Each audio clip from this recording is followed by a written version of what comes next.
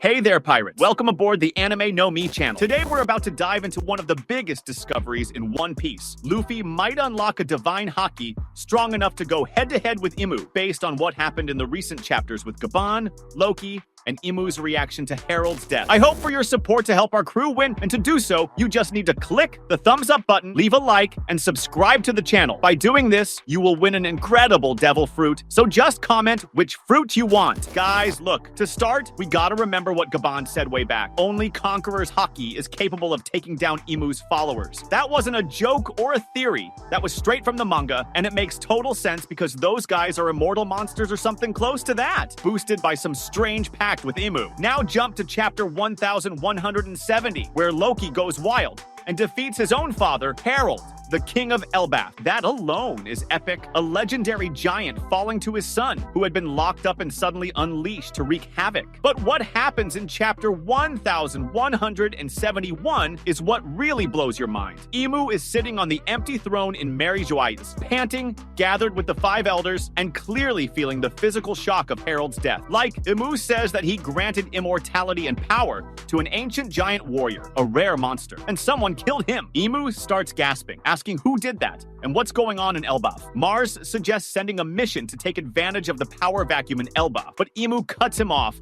saying that would only cause more losses for his knights, and that these packs have a cost for Mu, which I think is the name Imu uses for himself. Huff huff, the dude is actually suffering. This makes me think, what if Imu's power works kind of like Voldemort's Horcruxes in Harry Potter? You know, those soul fragments that keep the villain alive, and to kill him for real, you have to destroy every one of them. In the manga, Mu's reaction suggests he's directly linked to his followers, like sharing essence or life energy. When Harold dies, Imu literally feels it, weakened and gasping. It's not just grief or a strategic setback, it's real physical damage. So maybe Imu spread fragments of his own power into those knights or followers, just like Gaban mentioned, and every death rebounds onto him. For Luffy to truly defeat Imu, it wouldn't be enough to punch him hard. He would need Haki elevated to a divine level, something beyond the advanced Conqueror's Haki we've already seen, to break those connections or Horcruxes. Based on what Oda has shown so far, Luffy has already evolved his Haki a lot. Remember the training with Rayleigh where he learned the basics, and then, in the fight against Kaido, he awakened Gear 5 and fused Conqueror's Haki with the Nika fruit, becoming the god of freedom. But against Imu, who seems like the opposite, an eternal tyrant ruling from the shadows, he might need something more. Gaban said only Conqueror can defeat the followers, but what about the final boss? Maybe a Haki that transcends Conqueror, a god Haki that hits Imu's immortal essence. Just imagine the scene. After Elbaf, Luffy arrives in Mary Joyce with the crew empowered by the giants. He's already seen Loki kill Harold, and maybe he learns in Elbaf about ancient legends of divine Haki that Joy Boy once used against Imu or his ancestors. Oda loves connecting historical dots like the Void Century, so it makes sense that Elbaf holds clues. With Imu weakened by Wan death, it opens the door for more weaknesses if other followers fall. Like, are the five elders followers too? They seem to regenerate, like Saturn on Egghead, so maybe they're linked to Imu as well. If Luffy hits them with Supreme Haki, Imu might get even more gasps. Speaking of Elbaf, the arc is just starting, but it already has vibes that giants know secrets about Haki and gods. Loki, the evil prince, defeats his father with what? Probably raw Haki or some legendary weapon, but Imu's reaction suggests it wasn't just brute strength. Maybe Loki has Haki that breaks packs, and Luffy, as Joy Boy's successor, pushes that to the next level, assuming God Haki is a fusion of all Haki types within Gear 5, where Luffy becomes cartoonish and ignores the laws of physics, but now also ignores immortality. Just like with Horcruxes, Voldemort gets weaker with each one destroyed. Imu might become vulnerable after losing more knights. In the dialogue of chapter 1171, Imu says, Mu granted immortality, speaking in the third person or in some ritualistic way, reinforcing that he's an ancient being, maybe tied to multiple lifetimes. Luffy, with his cheerful and free Haki, would be the perfect counterbalance. Oda builds this slowly, from basic Haki in Amazon Lily to infusion in Wano to potentially transcendent in Elbaf. Not making things up, just connecting dots from Gaban onward. Think about Luffy's progression. Against Doflamingo, advanced armament. Against Katakuri, future sight. Against Kaido, supreme conqueror. Next step, something that hits souls or essences to damage Imu. Imu gasping shows a vulnerability tied to followers.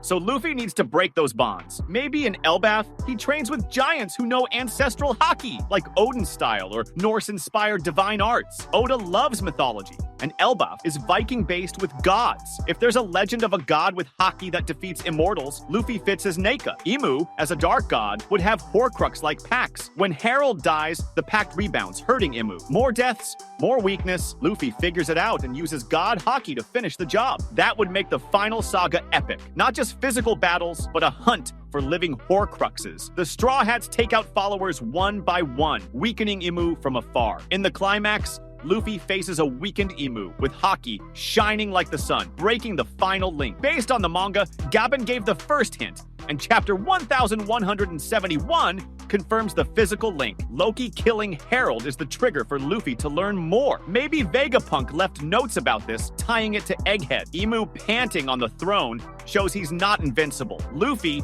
always evolving in crises, is going to push haki to the next stage. It's fun imagining him laughing while breaking immortality, like Gomu Gomu no God Haki Punch. But seriously, Oda might actually go there. Continuing the assumption, if Imu's packs drain his own energy, then each follower works as an extension of him. Destroying them with Conqueror's haki, as Gaban said, rebounds directly onto Imu. But for the core, that wouldn't be enough. Luffy, as a Joy Boy 2.0, would awaken the same haki Joy Boy used in the past, almost defeating Imu. During the Void Century, Joy Boy nearly won, but Imu had immortal allies. Now, Luffy closes the cycle. Elbaf might have a library or relics explaining all of this. Imu's reaction to Harold suggests giants are a key piece, since they're rare and overwhelmingly powerful. Loki, now king, might ally with or clash against Luffy, revealing crucial secrets. All of this is based on what Oda already showed. The dialogue, the panting, and Imu refusing to send more troops to avoid further losses. Imu prioritizes preserving his packs, confirming their personal cost. Luffy discovering God Haki would be peak storytelling and raise the stakes. It wouldn't be redundant. Each arc has been building Haki step by step, and now it would reach the divine level. Assuming scenarios, in Elbaf, Luffy could train with Shanks or someone else, but Shanks might be tied up with Blackbeard. Maybe Gaban returns and teaches the next upgrade. Gaban mentioned Conqueror's haki against the followers, so he might know more about Imu himself. Oda leaves subtle hints like Imu gasping, allowing theories like this to take shape. That's what makes One Piece unique. Villains with deep weaknesses and heroes that grow organically. Luffy, with joy, breaks Imu's chains. God Haki as absolute freedom against eternal tyranny. Continuing this theory, something very interesting is how Oda often uses heroes that have a profound connection with the people. Luffy, as the true successor of Joy Boy, has a symbolic relationship with everyone he meets and liberates